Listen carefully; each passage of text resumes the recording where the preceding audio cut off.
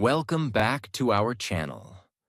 But don't just scroll away, because what you're about to hear is not just a business story. This is a life story. A story of a boy who grew up in pain, who watched his father suffer, who lived in broken apartments and walked through life feeling invisible. And yet, he went on to build one of the most loved brands on earth. Not just a coffee shop, but a brand that changed how the world starts its day. And no, he wasn't born rich.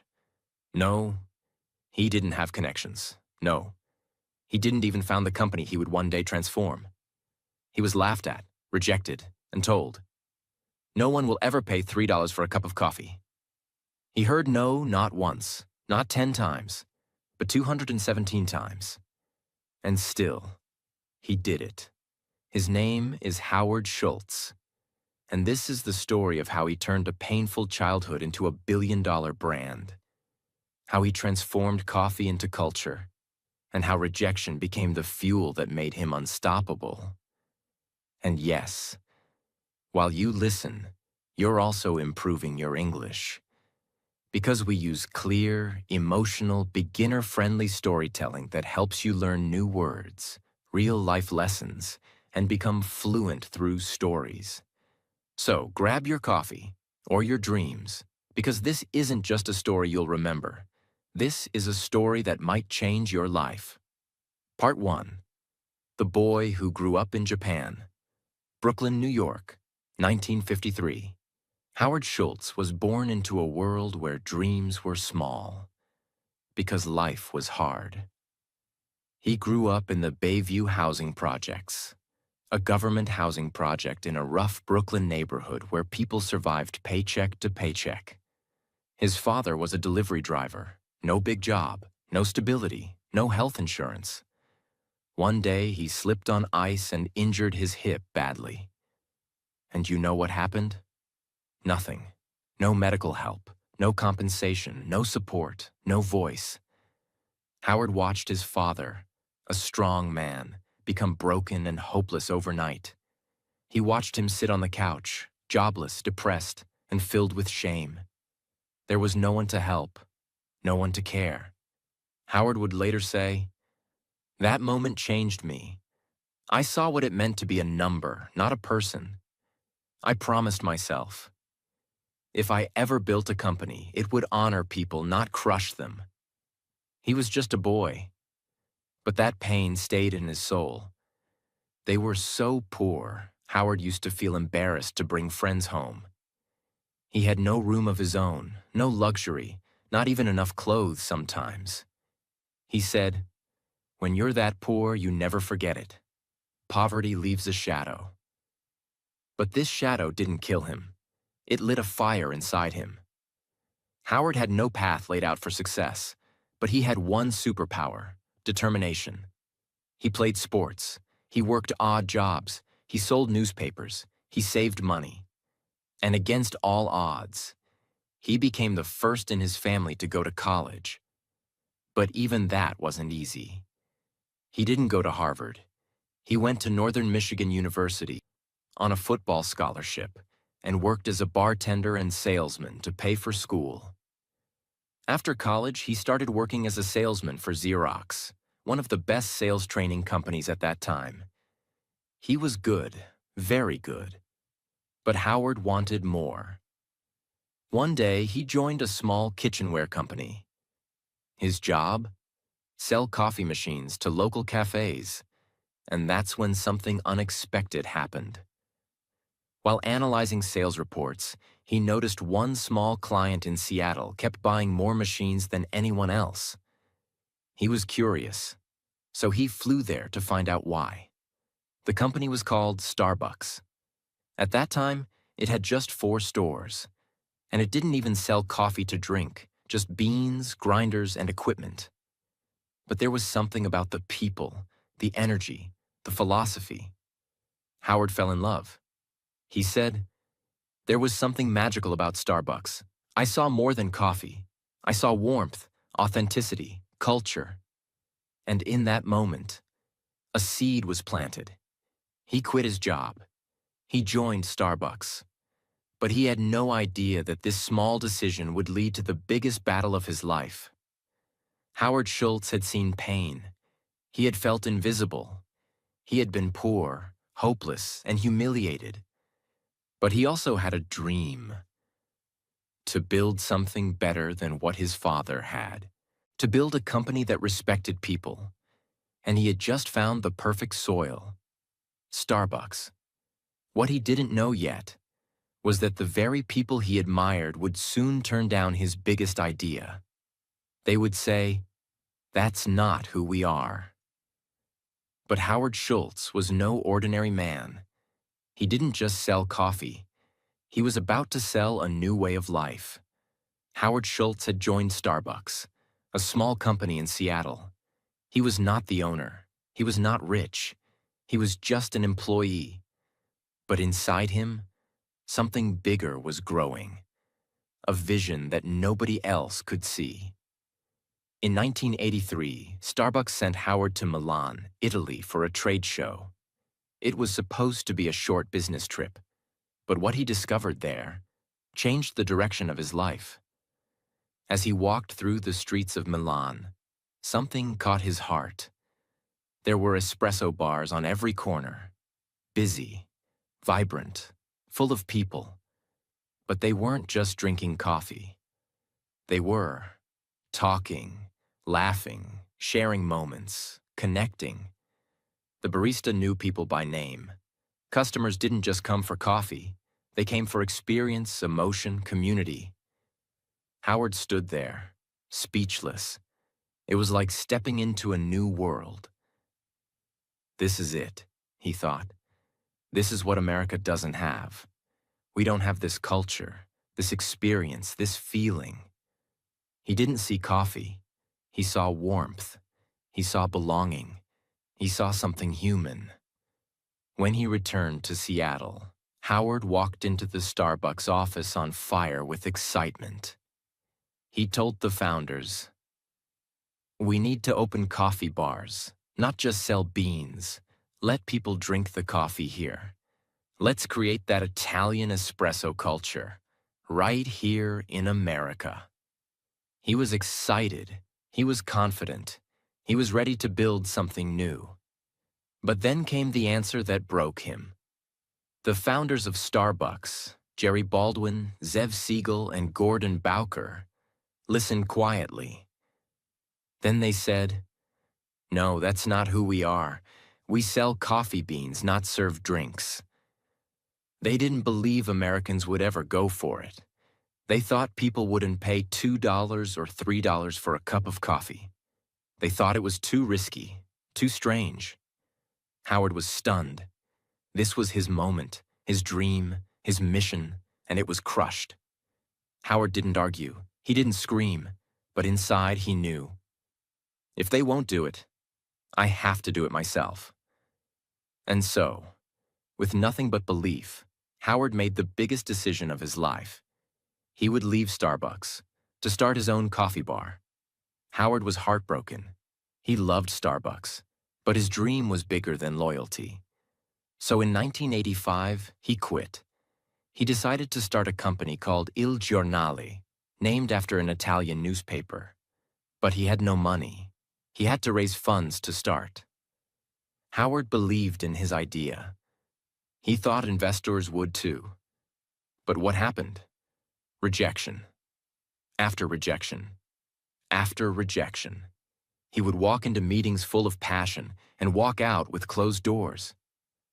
Americans won't pay $3 for coffee. You're not Italian. This won't work here.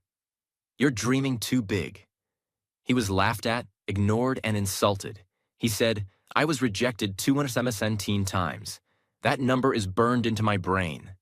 But he kept going, day after day, meeting after meeting, pitch after pitch, until finally, 30 investors said yes. He raised $400,000. And in 1986, opened his first coffee bar in Seattle. It wasn't just a coffee shop. It was a love letter to Italy. Howard made sure everything felt different. Italian music played softly in the background. Baristas remembered your name. You didn't just buy coffee. You had an experience. And guess what? People loved it. They didn't care that it was new. They didn't care about the price. They came for the feeling. Il Giornale became an instant hit. Howard proved them wrong. While Il Giornale was booming, something unexpected happened. The founders of Starbucks, the very people who said no, decided to sell the company. They were moving on. Starbucks was too small for them now. Howard saw a chance, a big one, a dangerous one. A dream that had once been denied to him was now up for sale. But there was a problem. In 1987, Howard found out the price. To buy Starbucks, he needed $3.8 million. That's about $10 million today. And Howard didn't have that kind of money. He was still small, still building. But this wasn't just a business move for him. This was personal. This was his dream. So once again, he went back into battle. He talked to every investor he could find. He begged, he pitched, he cried. He told them, "This is not just a coffee company. This is my life's purpose." Finally, after weeks of effort, he raised the money. And in August 1987, at age 34, Howard Schultz bought Starbucks for $3.8 million. And he didn't just buy the company. He bought back his vision. Part 2. The coffee that became a culture. It was 1987. Howard had just bought Starbucks, but what did he actually buy? It wasn't a global brand. It wasn't profitable. It wasn't even a proper cafe. All it had was 6 stores, a small roasting plant, a confused brand identity, and a few dozen employees. The company did not serve coffee to drink. It only sold coffee beans, machines, and accessories. There were no lattes, no cappuccinos, no frappuccinos, and no music. Nothing you recognize today existed yet.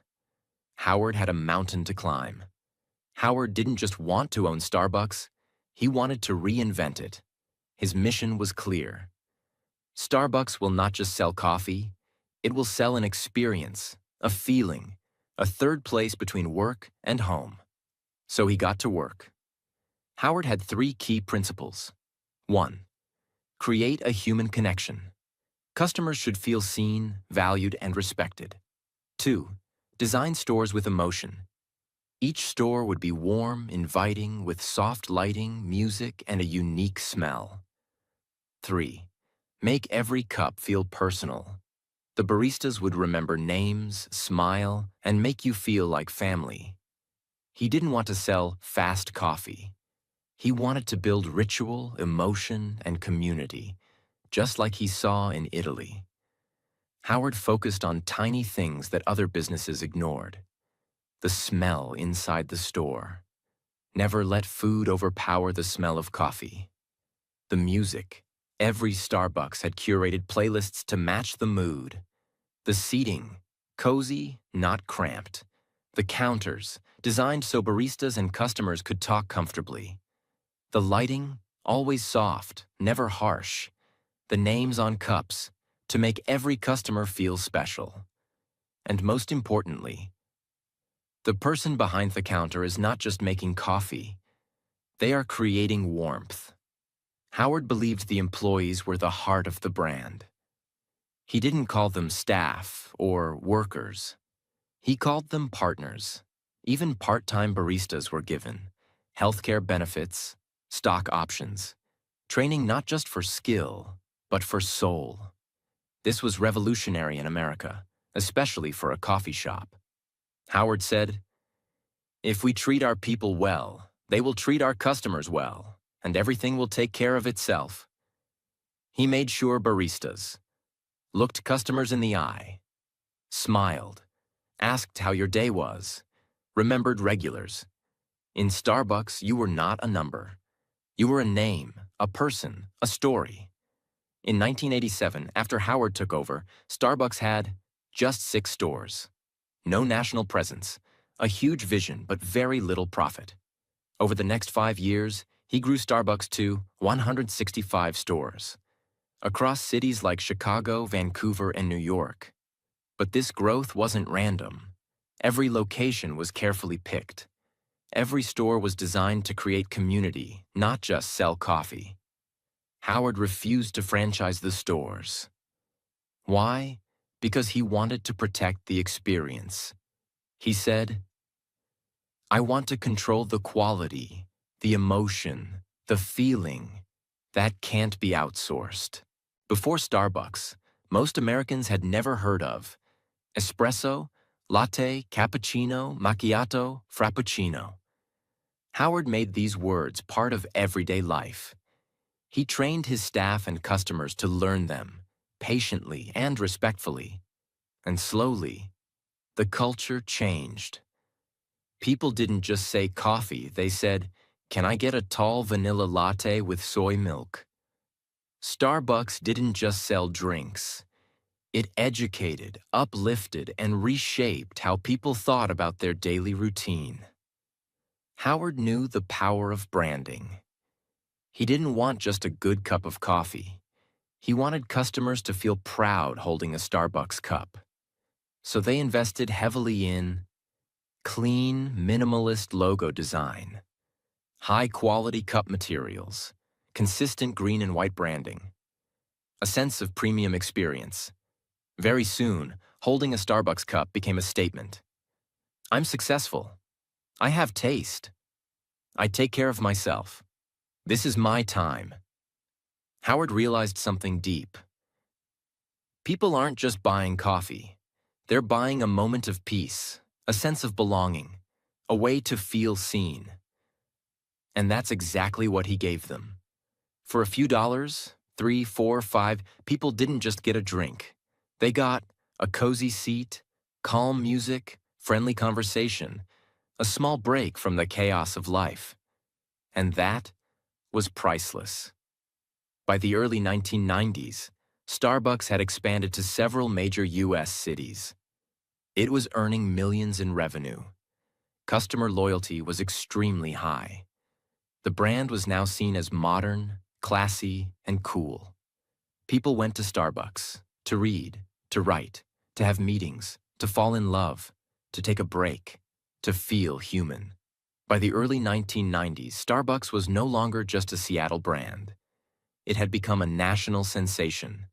The coffee shop was a cultural icon, a lifestyle statement, a business case study, and a morning ritual for millions. But Howard was not satisfied. He wasn't thinking about 100 stores.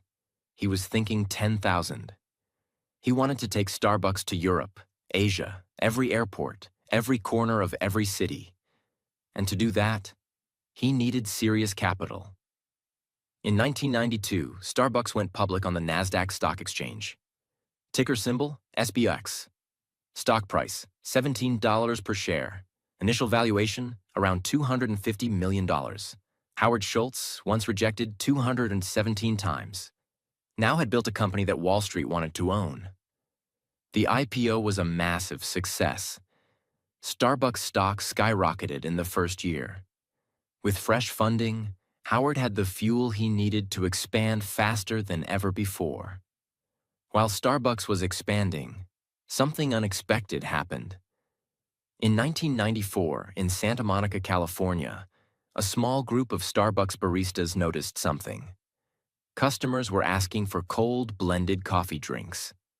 At the time, Starbucks had no cold coffee menu. But these baristas didn't wait for approval. They experimented. They blended espresso with ice, milk, chocolate, whipped cream, and created something new. When Howard found out, he didn't punish them. He didn't say, "That's not in the manual." Instead, he tasted the drink and smiled. "This is brilliant," he said. "We're launching it nationwide." In 1995, Starbucks officially launched the Frappuccino. It became an instant sensation, especially with younger customers. In its first full year, Frappuccino generated over $50 million in revenue.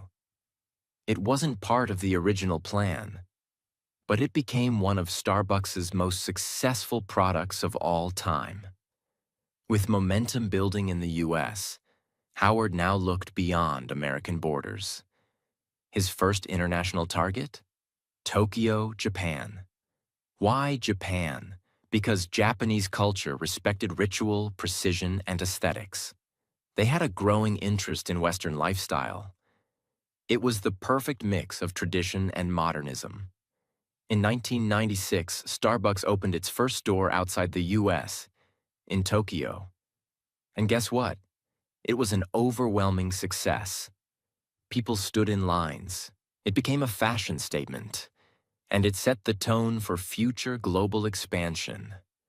After Japan came, UK, China, Singapore, South Korea, United Arab Emirates, Germany, and dozens more. By the end of the 1990s, Starbucks was in over 20 countries. As Starbucks grew, so did the numbers. By 1997, 1,400 stores. By 1999, 2,500 plus stores. Annual revenue, over $1 billion. Howard's net worth, over $100 million. But along with success came new challenges. When you grow from one store to 2,500 in a few years, quality control becomes a nightmare. Some problems started to appear. Inconsistency. Some stores felt warm and personal. Others felt cold and robotic. Overcrowding. Stores became too busy. People complained about long lines and noise. Overstandardization. The same colors, music, and design began to feel too corporate. Howard felt uneasy. I didn't want to build McDonald's. I wanted to build something meaningful. But now Wall Street was involved. Shareholders wanted faster growth, more stores, higher profits. Howard was now in a tug-of-war between vision and velocity, between purpose and pressure, between soul and scale. At this point, Howard Schultz was not just a CEO. He was managing thousands of employees, overseeing global expansion, dealing with investors, protecting company culture. He was exhausted. In 2000, after building Starbucks for nearly 20 years, Howard made a shocking announcement. He was stepping down as CEO. Howard said, "I've taken the company as far as I can. Now it's time for someone else to take it higher." He stayed as chairman, but gave day-to-day leadership to Orrin Smith and later Jim Donald. The new leaders focused more on growth, stock prices, and systems. And at first, it worked. Stores kept opening. Profits kept growing. Stock prices kept rising. But something else was growing too. Disconnection. Howard would later say, "I walked into some stores, and I didn't recognize them. They were clean, busy, profitable, but something was missing." The soul of Starbucks, that warm, personal feeling, was fading. By 2007, cracks turned into shocks. The global financial crisis hit. Consumers were spending less. Critics began saying, "Why pay $4 for coffee in a recession?" Starbucks started closing stores, cutting jobs, facing public criticism. Its stock price dropped from $40 to $8, an 80% crash. And suddenly the company that once felt invincible looked like it might fall apart. Howard watched from the sidelines, helpless, frustrated, and heartbroken. But he wasn't done yet. Part 3. The Comeback of a Broken Dream. It's 2008. Starbucks is in trouble. The global economy is falling apart. The world is entering a financial crisis. People are losing their jobs. Families are cutting their spending. And suddenly, $4 coffee no longer feels like a small treat. It feels like a luxury they can't afford. Sales drop. Customer visits fall. Store traffic slows. Starbucks, once a symbol of modern culture, is now seen as overpriced, overrated, overexpanded. And the numbers are brutal. In 1 year, the stock falls from $40 to under $8. The company loses over $6 billion in value. Store closures begin. Hundreds of locations shut down. Thousands of employees are laid off.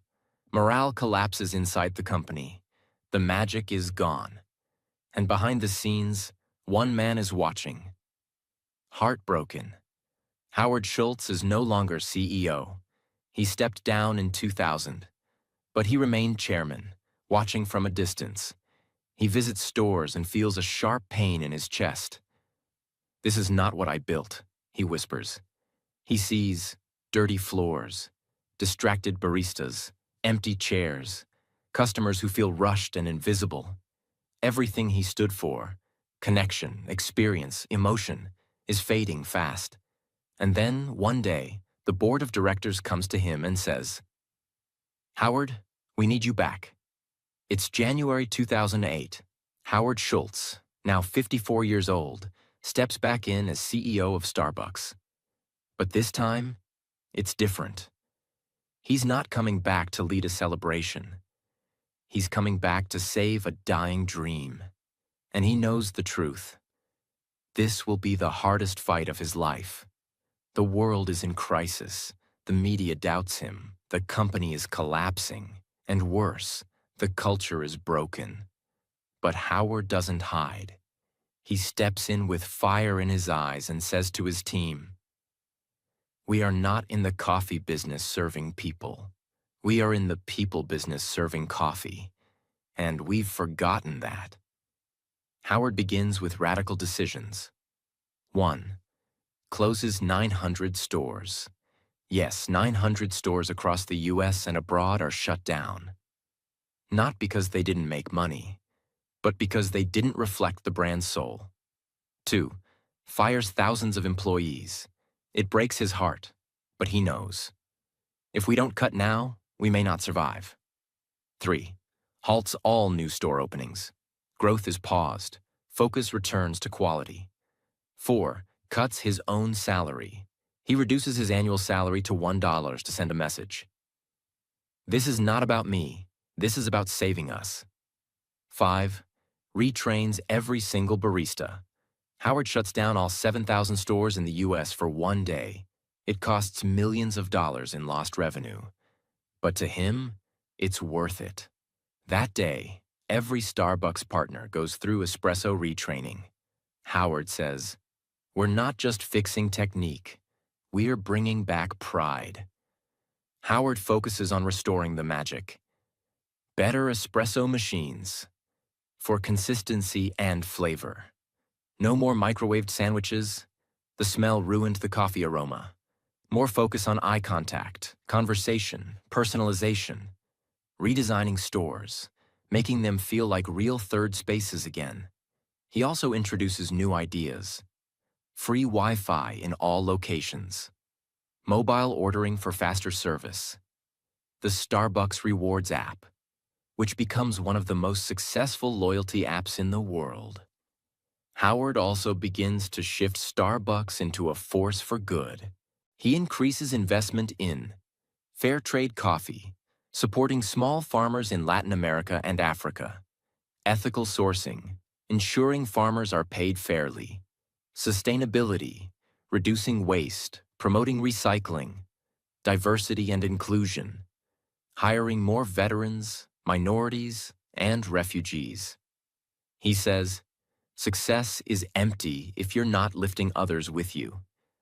And Starbucks becomes more than a coffee company again. It becomes a brand that stands for something bigger. By 2010, the world sees something incredible. Starbucks rises again. Here are the results. Revenue climbs back to $11.7 billion. Net income grows to $946 million. Stock price recovers to over 30. Customer traffic increases. Employee satisfaction rises. Brand trust is restored. From Wall Street to Main Street, people say the same thing. Howard Schultz saved Starbucks. But more than numbers, something else returns. The aroma of real coffee. The sound of soft music. The sight of baristas smiling again. The energy of connection inside stores. The Starbucks experience is alive once more. Howard walks into a store in Brooklyn, not far from where he grew up. He sees a young barista hand a cup to an old man, smile, and say, "This one's on me today, sir. You always brighten our day." Howard smiles. "That," he says, "is what it's all about." Part 4. The Final Cup. Legacy of a Dreamer Who Never Gave Up. It's 2017. Starbucks has fully recovered. The brand is stronger than ever. It has over 25,000 stores across the world, a market value of over $80 billion, over 300,000 employees, one of the most recognized logos on the planet, customers in more than 70 countries, a stock price that has grown by thousands of percent since its IPO.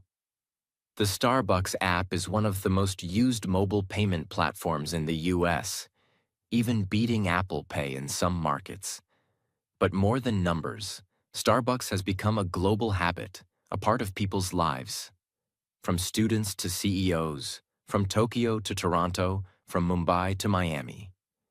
People walk in, speak their drink out loud, and feel heard, seen, and valued.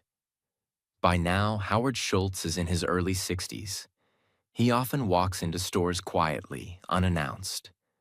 Sometimes he watches a single mother working on her laptop, sipping a latte. Sometimes he sees a homeless man being handed a warm coffee by a smiling barista. And sometimes he hears the sound of laughter, music, and peace. And he thinks, "This is exactly what I dreamed of. Not a product, a place, a feeling." He didn't want to build the biggest coffee company. He wanted to build the most human. And he did. Let's pause for a moment and look at the scale of what Howard built. Metric then, 1987. Now, 2017. Stores 6, 25,000 plus revenue. 5 million year, over 22 billion year. Employees, a few dozen over 300,000 countries, 1 US. Over 70. Stock price, IPO. 17 share, over 60 share company value.